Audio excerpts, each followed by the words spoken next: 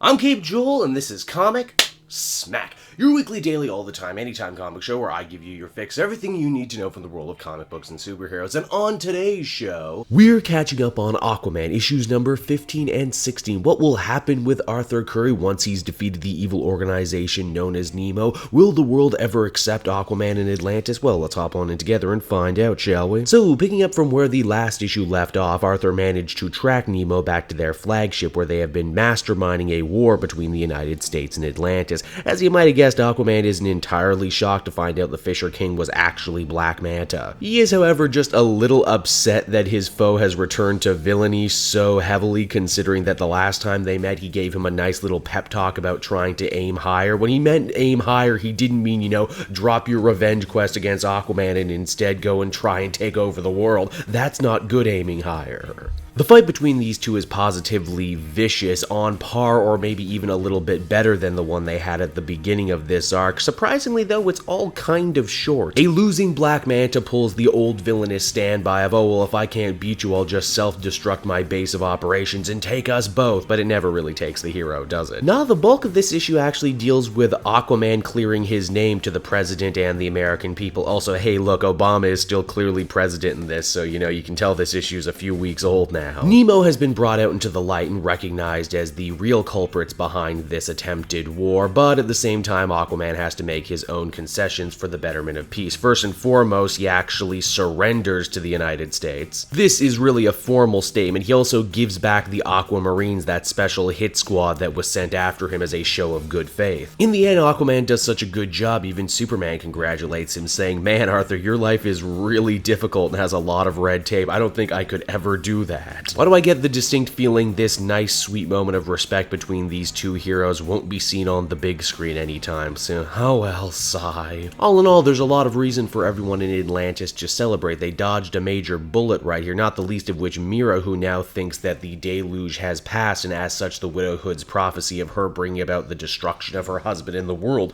will no longer come to pass. Only that's not the case. The widowhoods say, oh yeah, sure, the prophecy didn't come true this time, but if you marry Aquaman, you better believe it's still gonna happen. Now, issue 16 deals with the fallout of these events. Aquaman and the rest of the Atlanteans actually go to the surface to try and assist with the cleanup effort in the wake of the war. In fact, Aquaman had such a good showing in dealing with this international incident, he's been asked to join the United Nations. This could mean a brand new era of prosper and understanding between Atlantis and America now that they are finally being recognized as a nation unto themselves. And with this new recognized royal status comes something Aquaman has never really felt before, and that is celebrity. Yeah, suddenly he's everybody's favorite. And I mean, geez, you see how people lose their mind all the time in the real world for a royal wedding? Imagine a superhero Atlantean royal wedding. And speaking of weddings too, this issue also involves Mera coming clean to Arthur about the widowhood's prophecy and her fears about getting married.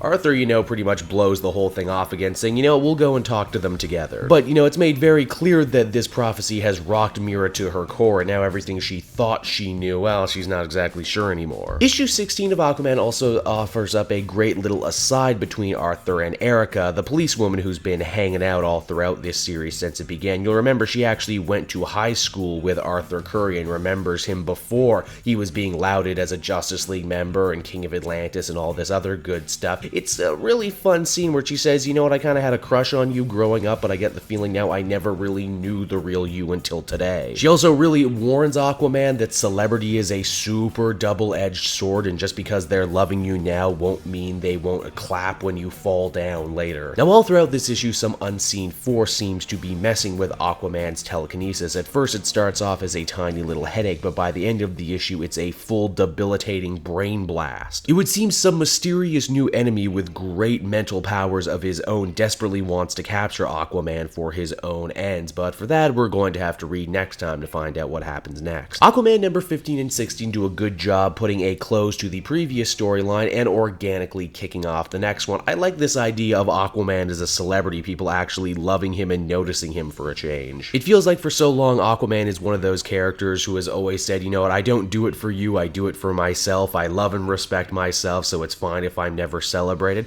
I wonder if all of this praise might actually go to his head. I also dig how one arc really feeds into the next in this series. They basically basically been telling one big long story. Sure, they do it in arc form, but you really do need to know the whole soap operatics of what came before to understand what's happening now. If I was to complain, and I feel like I wouldn't be doing my job if I didn't, that Black Manta fight was over way too quick, especially after them building it up for so long. But overall, though, I did enjoy 15, I really enjoyed 16, and I'm interested to see where the whole thing is going. Overall, and taken together, I'd give these issues an 8 out of 10 collectively. Hey everyone, thanks so much for watching my newest video. I hope you enjoyed it, and while you're here, why not check out another video I have on offer, or maybe if you're feeling in a supportive mood, you want to like or subscribe. And if you want to support the creation of more videos just like this one, then please by all means check out the Cape Joel Patreon. A little bit goes a very long way, and I will see you all next time.